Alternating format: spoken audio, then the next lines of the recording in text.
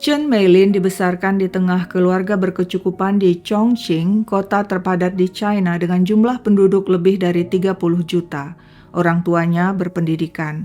Sejak kecil Meilin ikut berbagai kursus seperti piano, menari, dan menyanyi. Selulus kuliah, Meilin yang suka anak-anak bekerja sebagai guru TK.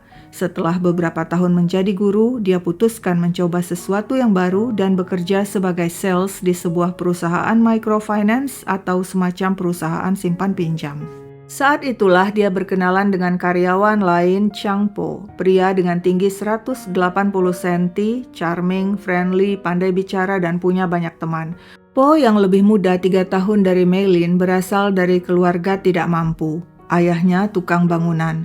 Sejak kecil Po yang tidak tamat SMP terbiasa bekerja serabutan sehingga pengalamannya di luar rumah banyak sekali. Pertama kali berkenalan dengan Po, Meilin merasa biasa saja. Baginya Po tidak menarik, kurus, dan berpenampilan kurang rapi.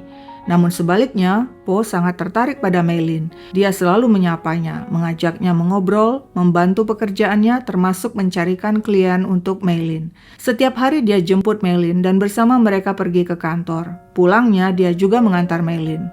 Lambat laun Meilin luluh. Dia menikmati perhatian Po. Dia juga suka melihat Po yang cekatan dan ambisius. Ketika Po menyatakan cinta, Meilin pun menerima. Tapi hubungan mereka tidak sepenuhnya mulus sebab orang tua Meilin tidak setuju. Orang tua menganggap Meilin dan Po tidak sepadan, baik dari segi pendidikan maupun finansial. Namun Meilin tetap teguh dengan cintanya pada Po. Tapi di luar dugaan, 3 bulan setelah berpacaran, Meilin hamil. Meilin sempat syok. Awalnya dia berniat menggugurkan kandungan. Namun ketika melihat hasil USG, dia berubah pikiran dan bertekad mempertahankan kehamilannya. Po menyambut baik niat Meilin. Aku akan bertanggung jawab dan menikahimu. Karena Meilin sudah keburu hamil, apa boleh buat, orang tua Meilin pun merestui. Demikianlah pada Agustus 2017, Meilin dan Po menikah meski baru 6 bulan saling kenal. Berhubung Po tidak punya banyak uang dan keluarganya pas-pasan, maka tidak ada mahar bagi Meilin. Biaya pernikahan hampir seluruhnya ditanggung Meilin dan keluarga. Bahkan Meilin membeli sendiri cincin kawinnya. Po hanya menyumbang sebagian untuk biaya makanan para undangan. Setelah resmi menikah, Po memboyong Meilin tinggal di rumah orang tua Po yang sederhana. Karena hamil, Meilin berhenti bekerja dan fokus pada kehamilannya. Sementara itu, Po bekerja dengan gaji yang tidak seberapa. Hidup di rumah mertua ternyata tidak mudah. Meilin yang berpendidikan merasa kurang sreg dengan mertuanya yang tidak berpendidikan dan sering mengumpat. Yang lebih bikin pusing, tiap sebentar saudara-saudara Po datang berkunjung, ngumpul, tidak ada ketenangan dan privasi di rumah itu. Sungguh Meilin merasa tidak nyaman, ditambah lagi dia merasa kesepian. Saban hari, Po berangkat kerja pagi hari dan pulang malam. Jika Meilin minta agar Po pulang lebih cepat, Po kesal. Kamu nggak ngerti, saya kerja dari pagi sampai malam untuk mencari nafkah buat kita semua.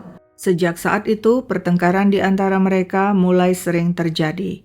Pada Maret 2018, anak perempuan mereka lahir, diberi nama Jia.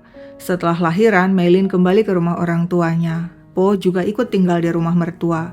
Tampaknya pria itu tidak tertarik punya anak. Dia tidak peduli dengan sang bayi Jia.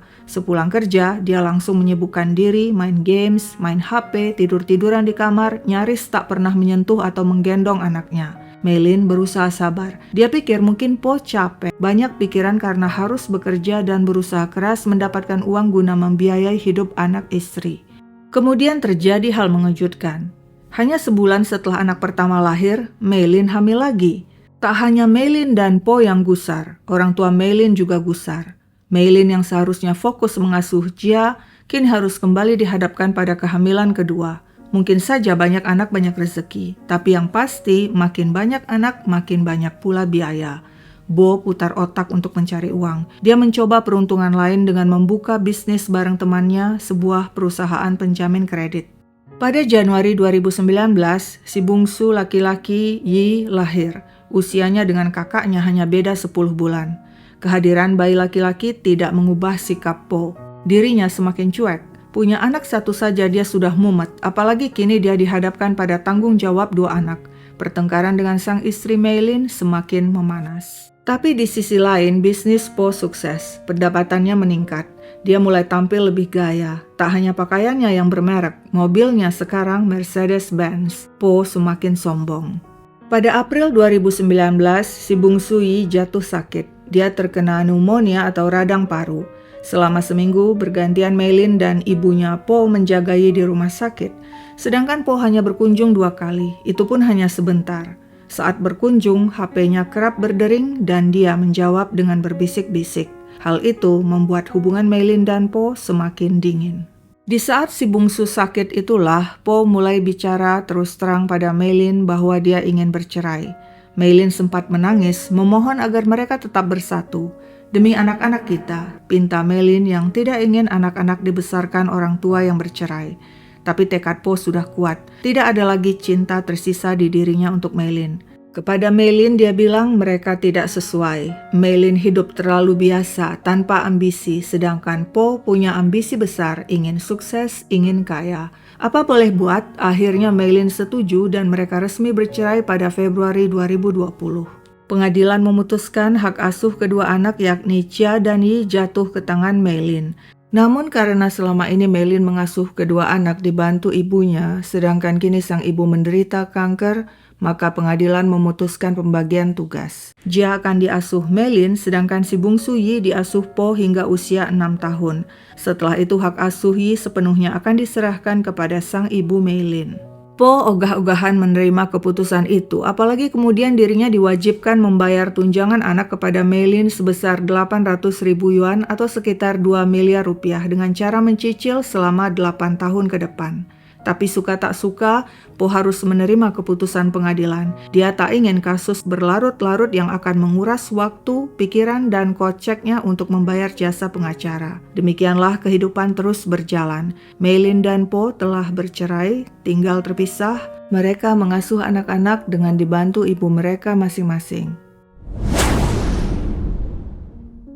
Pada 2 November 2020, pukul 3:30 sore, di kompleks apartemen Jianjiang Huafu di distrik Nan'an, Chongqing terdengar bunyi keras seperti barang jatuh ke halaman gedung apartemen. Sebagian penghuni apartemen melongok keluar melihat apa yang jatuh. Sementara itu orang-orang di halaman gedung menjerit dan berteriak syok melihat 2 anak kecil tergeletak di halaman apartemen. Tak lama kemudian dari dalam apartemen seorang pria menghambur keluar. Dia hanya mengenakan piyama tanpa alas kaki. Dia langsung mendekati kedua anak, terduduk sambil menangis, meraung, memukuli kepala dan tubuhnya dan mengatakan, "Semua ini salahku, semua ini salahku." Pria itu adalah Chang Po dan kedua anak itu adalah Chia dan Yi, anak kandungnya. Po lalai. Chia dan Yi bermain-main memanjat jendela sehingga keduanya terjatuh dari lantai 15 apartemen. Chia meninggal di tempat, sedangkan Yi meninggal setelah dibawa ke rumah sakit. Kejadian itu mengguncang warga sekitar. Sungguh tragis, mereka menatap iba Po yang meraung-raung kehilangan 2 anak sekaligus pada saat bersamaan. Meilin yang menerima kabar mengerikan itu nyaris pingsan. Dia terguncang, menangis tanpa henti, tak percaya Chia dan Yi sudah tiada. Polisi segera tiba di TKP untuk menyelidiki tragedi itu. Sambil meratap, Po menjelaskan pada polisi, Chia dan Yi jatuh dari jendela kamar saat bermain panjat-panjatan. Polisi memeriksa unit apartemen Po di lantai 15. Menurut penjelasan Po, Chia dan Yi jatuh dari bay window yang berada di kamar tidur ibunya. Bay window adalah jendela yang memiliki sisi menjorok seperti tempat duduk. Menurut Po, Chia dan Yi memanjat jendela tersebut saat bermain-main lalu tanpa sengaja terjatuh ke bawah. Tapi polisi heran, bagaimana mungkin anak berusia 2 tahun dan 1 tahun bisa memanjat jendela seperti itu, apalagi Yi belum bisa berjalan. Polisi juga menemukan hal ganjil lainnya. Jika menurut pengakuan Po, kedua anaknya memanjat jendela, mengapa tidak ada sidik jari mereka di jendela? Mengapa yang ada hanya sidik jari Po? Sangat mencurigakan.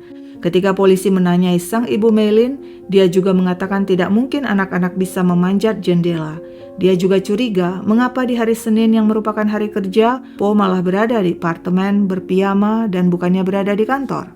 Saat polisi menginterogasi Po dan menanyakan keganjilan-keganjilan itu, Po tetap bersikukuh pada pengakuan awal bahwa semuanya adalah kecelakaan tragis yang tidak disengaja. Tapi polisi sulit menerima penjelasan pria itu.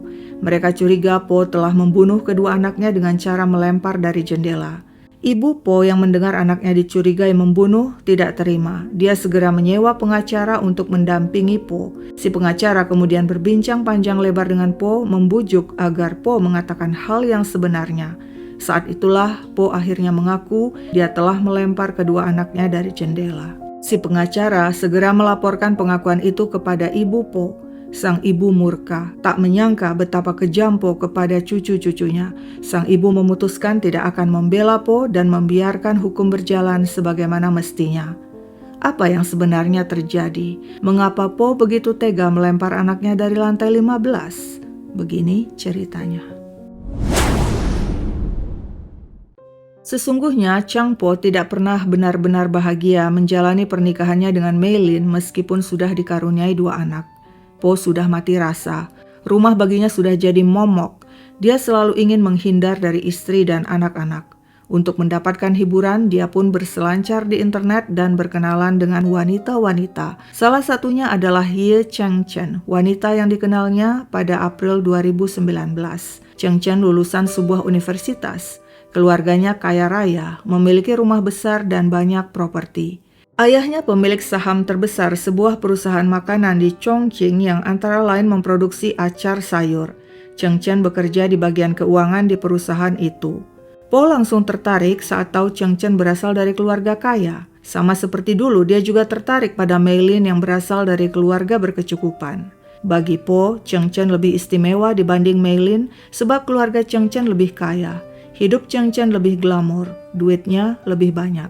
Chengchen lebih tua 2 bulan dari Po, dan dia jugalah yang sering menelpon Po sewaktu si bungsu Yi dirawat di rumah sakit karena pneumonia. Kepada Chengchen, Po berbohong. Dia mengaku single, tidak menikah, dan tidak punya anak. Hubungan mereka terus berlanjut dan 4 bulan kemudian pada Agustus, Po dan Chengchen menjalin asmara. Po sangat menikmati hubungannya dengan Chengchen. Lupa sudah dirinya pada anak istri di rumah yang selama ini dianggapnya tak bisa memberikan kebahagiaan. Dengan pendapatannya yang sekarang lebih besar, Po kerap pamer pada pacar barunya dan memperlakukannya bak ratu. Tapi Po tak bisa selamanya menutupi statusnya. Chengchen akhirnya tahu Po sudah menikah dan punya 2 anak. Wanita itu murka. Dia putuskan hubungan dengan Po. Namun setelah Po resmi bercerai, hubungan asmara keduanya kembali terjalin. Tapi Chengchen uring-uringan sebab meski Po bisa menceraikan istri, tapi Po tidak bisa menceraikan kedua anaknya. Po tetap harus mengasuh dan bertanggung jawab atas tunjangan anak. Padahal Chengchen ingin Po untuk dirinya sendiri, dia tidak rela berbagi.